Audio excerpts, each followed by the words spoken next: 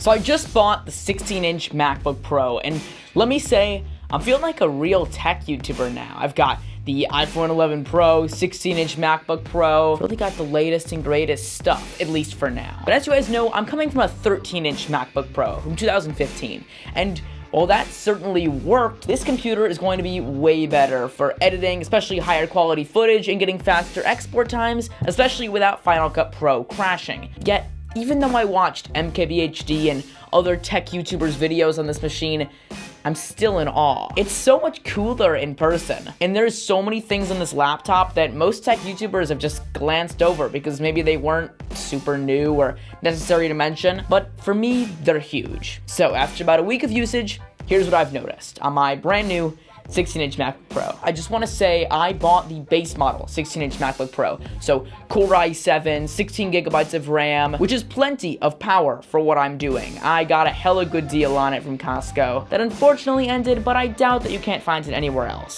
So first things first, I opened up the box and immediately this laptop was just huge to me. This is definitely an example of something most tech YouTubers are pretty numb to because they've kind of seen it all, right? But for me, as most of us just average consumers, not this average consumer, but this average consumer, I had honestly never seen such a big laptop in my life, other than when I was fiddling around at the Apple store. We've all done it. You go on a bunch of websites at Apple on the laptops and you take a bunch of silly pictures, and then you stand there and wait for the next person to come by and see it and see the reaction to whatever you put on the screen. But now I own one of those cool Apple laptops I used to play around with at the store, which is pretty cool. So right off the bat, when the computer booted up and it started making noises, I audibly screamed when I heard the speakers. They are insane. I think that once again, a lot of tech YouTubers are kind of like, yeah, the speakers are pretty good, just barely comparable with Dell's XPS 15, 16, 17, 23, 49, 69 line of computers that I've tried. But again, I haven't tried a million laptops. I, like most consumers, have owned one or two in my life. For me, only one. And I, like most American consumers, knew I was gonna stick with Apple in buying my next laptop. So as far as Apple laptops, these speakers are the best that I have ever heard. I'm not even gonna say anything, here it is.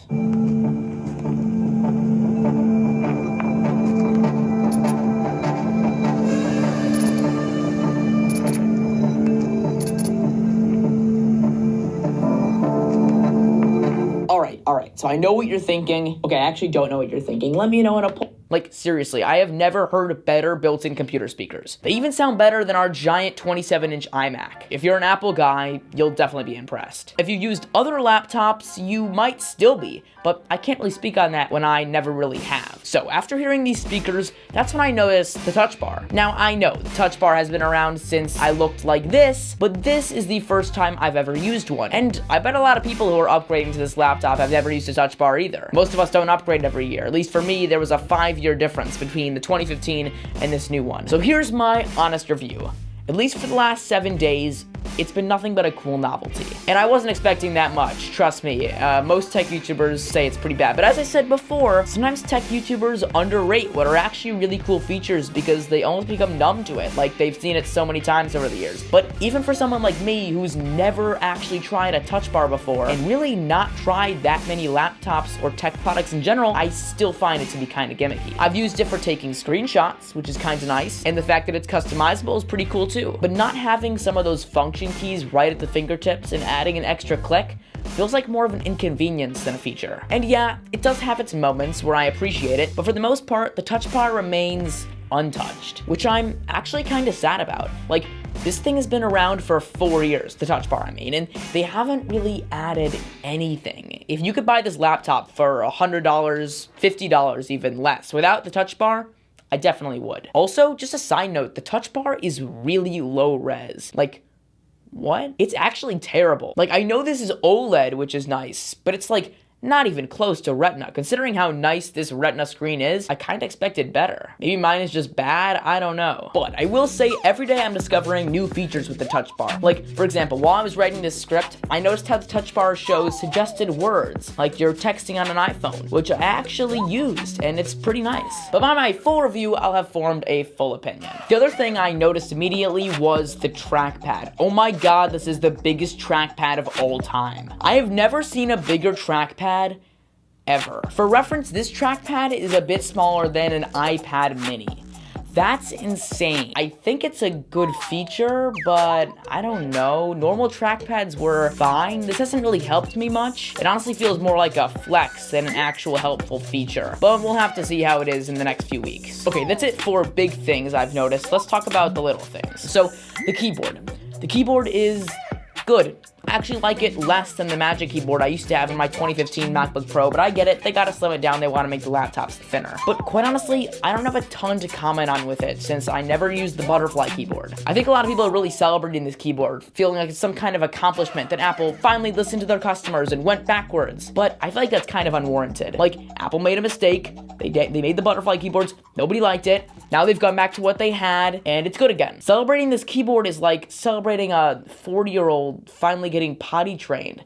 Like, yay, you're potty trained, finally, which is good, I guess. But it would have been good if you had been potty trained before. You see what I mean? The same thing goes for the microphone. Like, yeah, it's better, but like, it should have been this good a while ago. The webcam still sucks, which is a shame, but I will say, it's not any worse than what I had before, so it's fine. Can't forget about the port situation. Again, this is definitely not a new issue. Apple's laptops have been like this since 2016, but this is the first Apple laptop I've used since the change. And yeah, the ports really are bad. Like, I just always keep the hub plugged in because all I use this for is video creation, and every camera uses SD cards, so right off the bat, that's obviously been an issue. Although, on a more positive note, the Touch ID has been great. I know. Again, this has been around for a while, but it feels way faster than any of the iPhone Touch IDs ever were, although maybe that's just a placebo. And it overall just saves time from when I used to have to enter in my passcode. I'm also still getting used to this screen. I mean, it is huge. Not only is the laptop itself the biggest one Apple's made in years, but the screen is just enormous. There's obviously a lot less bezels, which allows for that 16-inch size, and overall it's just super nice to have so much screen real estate. And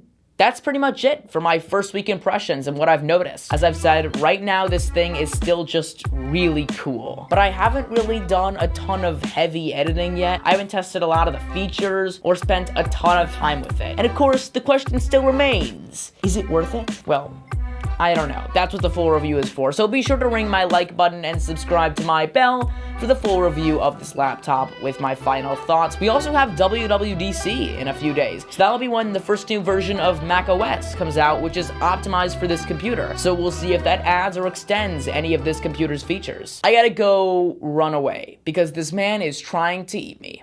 See you next week.